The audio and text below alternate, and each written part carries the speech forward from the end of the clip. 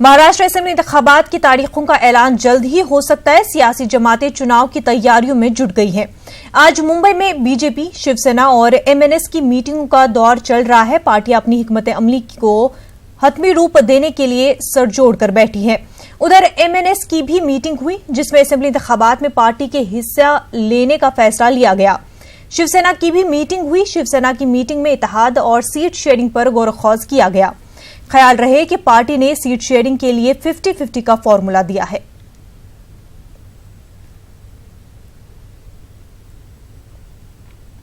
महाराष्ट्र के असेंबली इंतखाबात में बेरोजगारी और माशी बदहाली को कांग्रेस इंतखाबी मुद्दा बनाएगी। ऑल इंडिया कांग्रेस कमेटी के तर्जुमान गुरु वल्लभ ने मुंबई में कहा कि रियासत महाराष्ट्र में किसानों की खुदकुशी में इजाफा हुआ है और रियासत के कई गांवों में पीने का पानी दस्तयाब नहीं है। कांग्रेस आने वाले रियासती इंतखाबात में बढ़ती बेरोजगारी और माशी बदहाली के मामले को अवाम तक लेकर जाएगी। हमारे नुमाइंदे मोहिउद्दीन ने कांग्रेस तर्जुमान गुरु वल्लभ से बात की। एक बात ये बताइए कि जो फडणवीस जी हैं वो ये कह रहे हैं कि इलेक्शन का मुद्दा जो है वो 370 होगा महाराष्ट्र में। क्या आपको लगता है कि जो आर्थिक नीति की आप बात कर रहे हैं, जो माशी मंदी की आप बात कर रहे हैं, वो जो है वो इलेक्शन में कहीं ना कहीं इफेक्ट कर पाएगी? हम तो फडणवीस साहब से पूछने के लिए आए थे कि जो मेक इन महाराष्ट्र स्कीम थी, जिसमें आपने 34 लाख लोगों को रोजगार देने की बात कही थी, उसमें कितने लोगों को रोजगार मिल गया? जो मैग्निफिसेंट महाराष्ट्र स्कीम थी, जिसमें 30 लाख लोगों को रोजगार देने की बात की थी, उसमें कितने लोगों को रोजगार मिल गया? हम तो ये पूछने आए थे कि जो किसानों की जो बदहाली, आज साफ पीने का पानी तक उनको नहीं मिल पा रहा, उसमें आपने क्या काम किया और कितनी सफलता पाली? और फडणवीस जी को याद ही नहीं कि उन्होंने पिछले 5 साल में कितने कितने वादे, कहाँ कहाँ क्या क्या बोल दिए। तो हम तो हमेशा कांग्रेस पार्टी का दस्तूर है कि हम पॉजिटिव मुद्दों के साथ जाते हैं, हमारे पॉजिटिव जनता से जुड़े सवाल पूछते हैं। हम कोई यहाँ भ्रम की राजनीति, डाइवर्जन की राजनीति करने के ना तो हमने कभी की है, ना आगे कभी करेंगे। जब ये सामने नहीं आया था कि नोटबंदी और जीएसटी के बाद जीडीपी की विकास दर 5% और अगली विकास दर अगले क्वार्टर की 5 से भी कम होगी, ये मैं आपको लिख के दे सकता हूँ एज ए अर्थशास्त्री। जिस तरह से इन मुद्दों को लेकर के कांग्रेस के नेताओं को निकलना चाहिए, उसमें जो है वो कमी दिखाई दे रही है। तो इस बारे में क्या लग रहा है कि आपको कि आप में जो है कुछ कमी है इस कैंपेन को लेकर? अरे कहाँ कमी है यार, हम दिल्ली से यहाँ आए ना ये मुद्दे लेके। हमारे बड़े बड़े नेता अपनी कॉन्स्टिट्यूएंसीज में, अपने क्षेत्रों में हैं, ये बात कर रहे हैं, ये सारी बात जनता तक पहुँचाई जा रही है। तो ऐसी कोई कमी नहीं है। कि मुद्दे क्या लेके जाएंगे आप इलेक्शन में? लोगों के सामने कौन सी चीज़ें होंगी जिसकी बुनियाद पर आप वोट मांगेंगे? मुद्दे हम जनता से जुड़ा सबसे बड़ा मुद्दा है कि आज रोजगार की सबसे बड़ी मुद्दा है। युवा आज जिस तरह से बेरोजगार है वो सबसे बड़ा मुद्दा है। लोगों की नौकरियां जा रही है वो सबसे बड़ा मुद्दा है। हम तो हमेशा, आपको मैंने अपने पहले उत्तर में भी बोला कि हम हमेशा पॉजिटिव मुद्दों के साथ जाते हैं। इस बार भी पॉजिटिव मुद्दों के साथ, महाराष्ट्र की जनता से जुड़े मुद्दों के साथ जाएंगे। उन मुद्दों को कैसे सॉल्व करेंगे इसकी भूमिका देंगे और जनता से आशीर्वाद मांगेंगे। एमआईएम वंचित अघाड़ी से इत्तेहाद के लिए तैयार है। बात सिर्फ इतनी है कि बाला साहिब अंबेडकर ने एमआईएम सरबराह को एक फोन करना चाहिए। ये ख्वाहिश महाराष्ट्र एमआईएम सदर और एमपी इम्तियाज जलील ने जाहिर की। वो औरंगाबाद में एक प्रेस कॉन्फ्रेंस से खिताब कर रहे थे। इम्तियाज जलील ने मराठवाड़ा मुक्ति संग्राम पर भी बेबाकाना अंदाज में अपना मौक़िफ़ रखा, साथ ही कई मुद्दों पर रोशनी डाली। पेश है रिपोर्ट।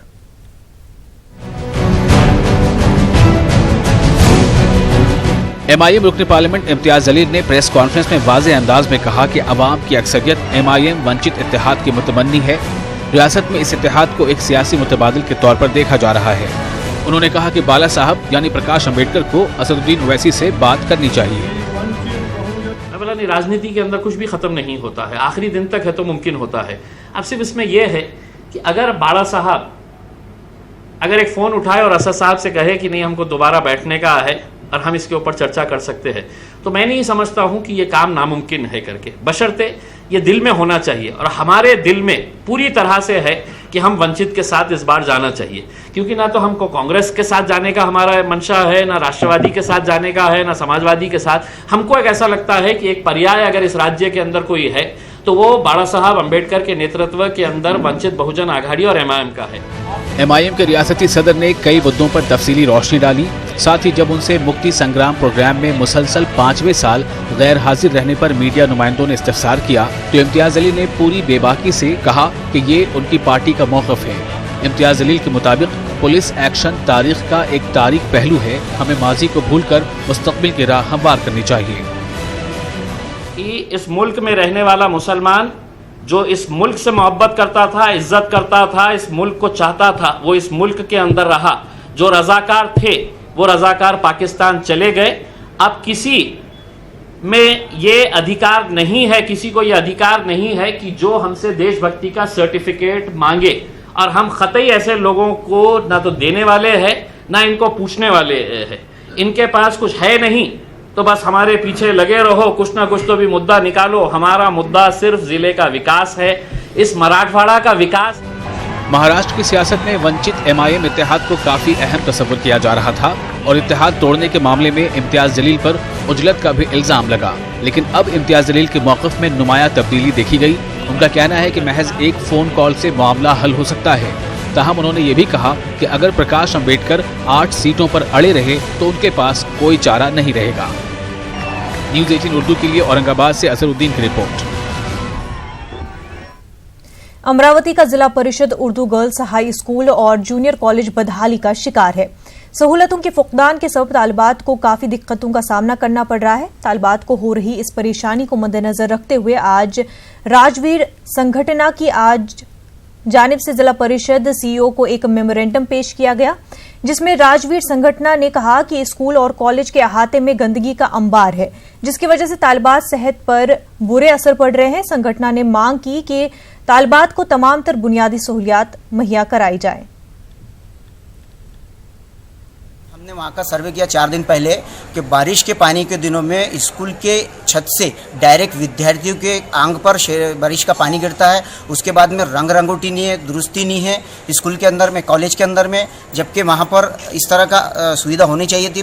पीने पानी की व्यवस्था नहीं है। पीने के पानी के अंदर में इल्लियों का साम्राज्य है, डेंगू मच्छरों का साम्राज्य है फैला हुआ है। उसके बाद में डेस्क नहीं है, बेंच नहीं है बराबर।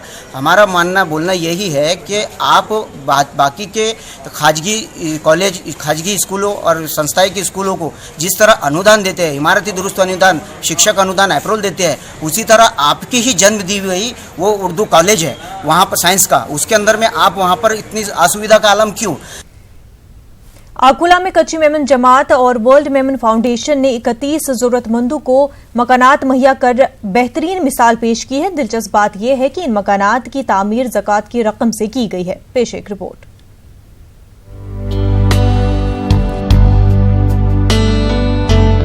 अगर मुसलमान हिंदुस्तान में ज़कात के निजाम को बेहतर तरीके से अपनाए तो किसी को भी गरीबी का रोना रोने की जरूरत नहीं पड़ेगी।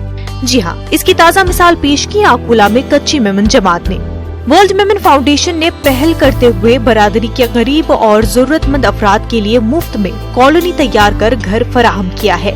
इस कोशिश से जरूरतमंदों में छत मिलने से खुशी की लहर पाई जा रही है। घर में जाता है तो वो अपनी जिंदगी चैन से गुजार सकती है और ये इतना अच्छा काम किया इन लोगों ने। अल्लाह ताला इनको जज़ाए खैर दे। और हमारे बहुत दूसरे भाइयों की भी इनको देख के हिदायत लेना चाहिए कि वो ऐसे काम करें, जिनको अल्लाह ताला ने ताकत दिया है वो ऐसे काम करें। इस प्रोजेक्ट में तकरीबन 2.5 करोड़ की लागत से 31 फ्लैट्स तामीर किए गए हैं, जिसमें मॉडर्न फर्नीचर और वाटर सिस्टम से लेकर तमाम जरूरी सहूलियात मुहैया की गई है। हालांकि इस प्रोजेक्ट का इस्तिफादा सिर्फ मेमन जमात से ताल्लुक रखने वाले अफराद ही कर पाए हैं। Welfare Memon organisation, world Memon organisation और अकोला कच्ची मेमन जमात के संयुक्त प्रयासों से ये 31 फ्लैट अकोला में बनाए गए हैं, जो जकात के फंड से बढ़ाए गए हैं। और जकात के जो मुस्तहिद है, जो हकदार है, उनको एक सर्वे करके पूरी ईमानदारी के साथ में वो 31 फ्लैट दिए गए हैं। कच्ची मेमन जमात मेमन बरादरी से हटकर भी समाजी और फलाही कामों को अंजाम देने की कोशिश करती रहती है, लेकिन 31 जरूरतमंदों को आला किस्म की रिहाइश, वो भी मुफ्त में दस्तयाब कराना वाकई एक मिसाल है। न्यूज़ 18 उर्दू के लिए आकुला से रिजवान खान की रिपोर्ट। सिख मजहब के बानी और पहले गुरु श्री गुरु नानक देव जी महाराज की 550वीं यौम पैदाइश के ज़िमन में पाकिस्तान के शहर ननकाना साहब से शुरू की गई नगर कीर्तन यात्रा हिंदुस्तान के मुख्तलिफ शहरों का सफर तय करते हुए नांदेड़ पहुंची। नगर कीर्तन यात्रा में गुरु नानक जी महाराज की कई निशानियां और तबरुकात भी शामिल की गई। जैसे ही ये यात्रा नांदेड़ शहर में दाखिल हुई, शहर के मुख्तलिफ मकामात पर मकामी सिख मजहबी रहनुमाओं के अलावा सचखंड गुरुद्वारा बोर्ड के अहदेदारान की जानिब से पुरजोश इस्तकबाल किया गया। नांदेड़ के सचखंड गुरुद्वारा के दर्शन लेकर दूसरे दिन ये नगर कीर्तन यात्रा नांदेड़ के नगीना घाट गुरुद्वारा, मल्टीपर्पज हाई स्कूल, चकलवाड़ी, यात्री निवास, अबचल नगर और बाफना से होते हुए औरंगाबाद के लिए रवाना हो गई। गुरु नानक देव जी महाराज की 12 नवंबर को पाकिस्तान में 550वीं यौम पैदाइश का जश्न मनाया जाएगा। जश्न की तैयारी के लिए नगर कीर्तन यात्रा पाकिस्तान से निकलकर हिंदुस्तान के मुख्तलिफ रियासतों का दौरा करते हुए वापस पाकिस्तान रवाना होगी। इस यात्रा को दोनों मुल्कों के ताल्लुकात में बेहतरी आने की उम्मीद के तौर पर भी देखा जा रहा है।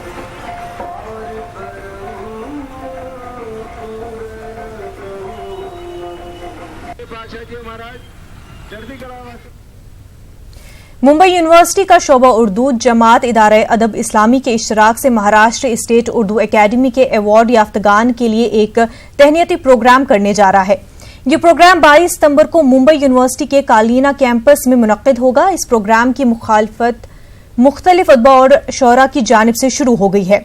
वाज़ेह है कि इदारा अदब इस्लामी जमात इस्लामी की शाख मानी जाती है और मुखालफत करने वालों का कहना है कि मुंबई यूनिवर्सिटी सरकारी इदारा है और सरकारी इदारे में मजहबी तंजीम के प्रोग्राम की इजाजत नहीं होनी चाहिए।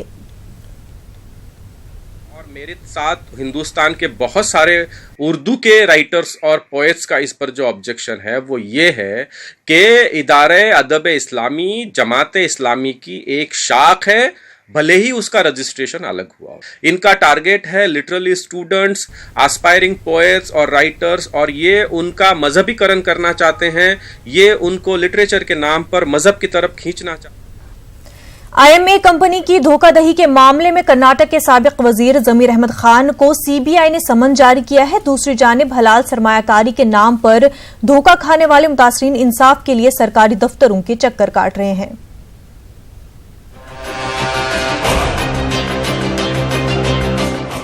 रियासत कर्नाटक में आईएमए कंपनी की धोखाधड़ी से कबल कई छोटी कंपनियों ने हलाल सरमायाकारी के नाम पर हजारों अफराद को धोखा दिया है। धोखा देने वाली इन तमाम कंपनियों के खिलाफ मुकदमा दर्ज हो चुके हैं, गिरफ्तारियां भी हुई हैं और कई मुलजिमीन जमानत पर रिहा भी हुए हैं। मुतासरीन का कहना है कि आईएमए के मामले में तेजी के साथ तहकीकात हो रही हैं, लेकिन दीगर कंपनियों के मामलात में कार्रवाई सुस्त रफ्तार से की जा रही है। 6 कंपनियों के लिए अब तक कॉम्पिटेंट अथॉरिटी की नामजदगी ही नहीं हुई है। टोटल 1,75,000 विक्टिम्स हैं, 1 लाख आईएमए के, 75,000 रिमेनिंग 8 कंपनीज़ के। आईएमए का केस थोड़ा थोड़ा चल रहा है, लेकिन बाकी 8 कंपनीज़ का 1 साल 1.5 साल हो गया, कुछ भी नहीं हुआ है। हम लोग आए हैं एम्बिडेंट के लिए एसी नॉर्थ के पास, जिन्होंने करीबन 8,000 फॉर्म डाले हैं, लेकिन सिर्फ सेल्स के लिए केस डाला है, जबकि आईएमए का जो 2 महीने पुराना प्रकरण है उसके लिए उन्होंने ऑलरेडी रिफंड के लिए, डिस्ट्रीब्यूशन के लिए, क्लेम फॉर्म में कैसा वेरीफाई करना उसके लिए भी केस डाल दिया है। तो ये लोग इतना स्लो के हैं, वो लोग डाल रहे हैं क्योंकि हाई कोर्ट का प्रेशर है उनके ऊपर। इनके ऊपर हाई कोर्ट का प्रेशर अभी तक हम नहीं दिला पाए हैं, इसके लिए ये लोग स्लो हैं। ये लोग करीबन 8-9 महीना हो गया कुछ नहीं किए हैं। उसके बाद 6 और कंपनी है, 6 कंपनियाँ इंजाज है, आला, मुजारिबा, नाफिया, बुराक, मॉर्गनल, ये 6 कंपनी के कॉम्पिटेंट अथॉरिटी है, मतलब लावारिस कंपनियां हैं। ये इतने लावारिस हैं कि 1 साल के बाद भी इनके लिए कोई कॉम्पिटेंट अथॉरिटी का नियुक्ति नहीं हुआ है। लंच मुक्त कर्नाटक तंजीम के तहत मुतासरीन बेंगलुरु के डिप्टी कमिश्नर और दीगर सरकारी दफ्तरों के चक्कर काट रहे हैं। इन मुतासरीन का कहना है कि कई माह गुजर चुके हैं, लेकिन अब तक इन्हें अपना पैसा नहीं मिल पाया है। आईएमए का 2 महीना पहले ही जो भी हुआ वो बहुत फास्ट मूव हो रहा है, जो भी हो रहा है, लेकिन हम लोगों का इंजाज, अजमेरा और अदर जो भी कंपनीज हैं उनका बहुत सालों से ऐसा ही पड़ा हुआ है। पता नहीं कब राहत मिलेगी, क्या होगा, अभी बात करने के लिए भी नहीं हो पा रहा है। इंजाज में है 5.5 लाख था, और मेरी बहन का आईएमए में 10 लाख है, और मेरे बहुत से ऐसे हैं रिश्तेदार जिनका कुल मिला के 50 लाख तक भी हो रहा है। और नाफिया और आईएमए में पैसा डाला है, करीबन 15-30 लाख के करीब, पूरा टोटल ऑल फैमिली के मेंबर से डाला है। उनसे एजुकेशन के लिए भी डाला है और बहन की शादी के लिए भी डाला है। हमारे अम्मी डाले, लेकिन वो अम्मी का भी इंतकाल हो गया है। अब अम्मी जाके उनको पूछते थे, देती बोले थे, लेकिन कुछ भी तो दिए नहीं उन्होंने। अब हमारे अम्मी का भी इंतकाल हो गया, उनकी वजह से मैं आके ये कर रही हूँ। नहीं, कुछ भी इनकम भी नहीं, पैसा पूरा अटक गया है हमारा। अब शादी करने के लिए लाख चीज़ तैयार है, पैसे हाथ में नहीं है, हर रोज़ परेशान हो रहा है। दिन रात हमें फिक्र हो रही है कि शादी कैसा करें। सब 1.5 साल से बहुत परेशानी, लड़की की शादी भी टूट गई, सब हो गया, बहुत मुश्किल में हम लोग। हमारा पैसा अभी तक नहीं आया, सब कुछ ना कुछ करके अब गवर्नमेंट से सबसे बहुत हमारी इल्तिजा है, कुछ करके देना बोल के। सर प्लीज़ मेहरबानी होगी, हमारा पैसा दिला। रियासती हुकूमत ने IMA कंपनी के घोटाले को CBI के हवाले किया है। इस पेशरफ के बाद कई सियासतदान और सरकारी अफसरान की परेशानियों में मजीद इजाफा हुआ है। CBI ने साबिक रियासती वजीर जमीर अहमद खान को समन जारी करते हुए 5 दिनों के अंदर हाजिर होने के लिए कहा है। इसी दौरान मामले के अहम मुलजिम मोहम्मद मंसूर खान की CBI तहवील में 30 सितंबर तक की तौसीह की गई है। न्यूज़ 18 उर्दू के लिए बेंगलुरु से रऊफ अहमद हल्लूर की रिपोर्ट। जुमा मस्जिद ट्रस्ट बोर्ड बेंगलुरु के मुसलमानों का एक बड़ा इदारा है। इस इदारे के लिए नए ट्रस्टियों की तकर्रूरी अमल में आई है, लेकिन साबिक ट्रस्टियों और मस्जिद के मुसल्लियों का कहना है कि नए ट्रस्टियों का इंतखाब सुप्रीम कोर्ट के अहकामात के मुताबिक नहीं है।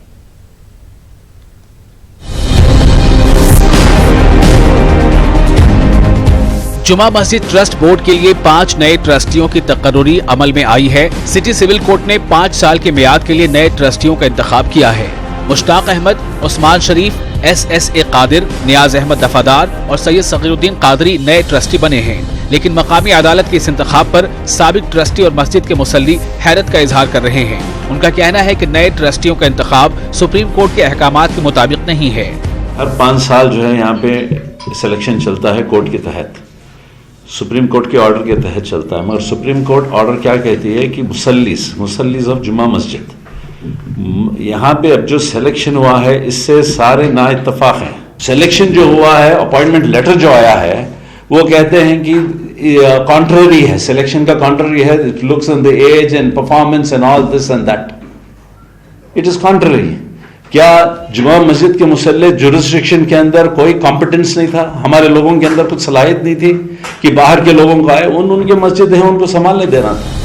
जुमा मस्जिद ट्रस्ट बोर्ड के ज़ेर इंतजाम 4 मस्जिदों के अलावा शहर का बड़ा कब्रिस्तान, ईदगाह और शॉपिंग कॉम्प्लेक्स मौजूद हैं। मस्जिद के चंद मुसल्ली कहते हैं कि ट्रस्ट में मस्जिद के मुसल्ली न होने की सूरत में रोज बरोज के इंतजामात मुतासिर हो सकते हैं। ये नवे ट्रस्ट हैं जो सिलेक्शन हो चुके हैं, ये कोई हादसा, कोई कुछ भी हो गया जयनगर, राजाजी नगर से कैसा बनेगा, अचानक कैसे आ जाएंगे मस्जिद के लिए?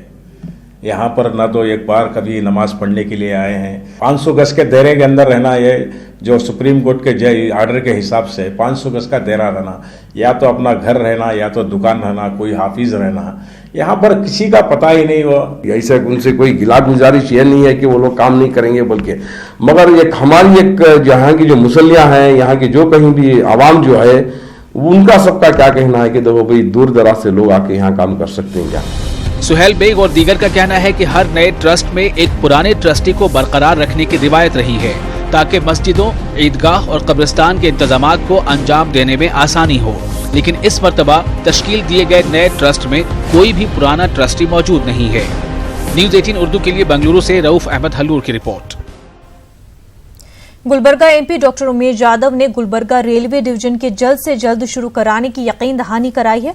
डॉक्टर जाधव ने वाज़ेह अल्फाज में कहा, अगरचे मरकज से मंजूरी नहीं मिलती तो वो तहरीक चलाने से भी पीछे नहीं हटेंगे। गुलबर्गा में एक प्रेस कॉन्फ्रेंस से खिताब करते हुए बीजेपी MP ने कहा कि गुलबर्गा ESI हॉस्पिटल को पूरी तरह से कारगर करने के इकदामात किए जा रहे हैं। साथ ही उन्होंने कहा कि 1 नवंबर से कबल गुलबर्गा एयरपोर्ट को भी कारगर किया जाएगा।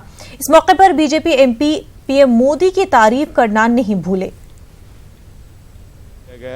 वहाँ पे जो कुछ छोटे बहुत काम है, रोड वगैरह चल रहे हैं और बहुत से अभी टेक्निकल परमिशंस लेना है, वो सब चल रहा है। कब तक प्रोग्रेस होगा सर? कब तक प्रैक्टिकली जो है हमारा इरादा है राज्योत्सव के दिन उसको हम इनॉग्रेशन करने का इरादा है, लेकिन सब टेक्निकल, क्योंकि सिक्योरिटी इश्यूज बहुत इशू रहते हैं, वो फाइनल जब खत्म हो जाएगा वो हो जाए।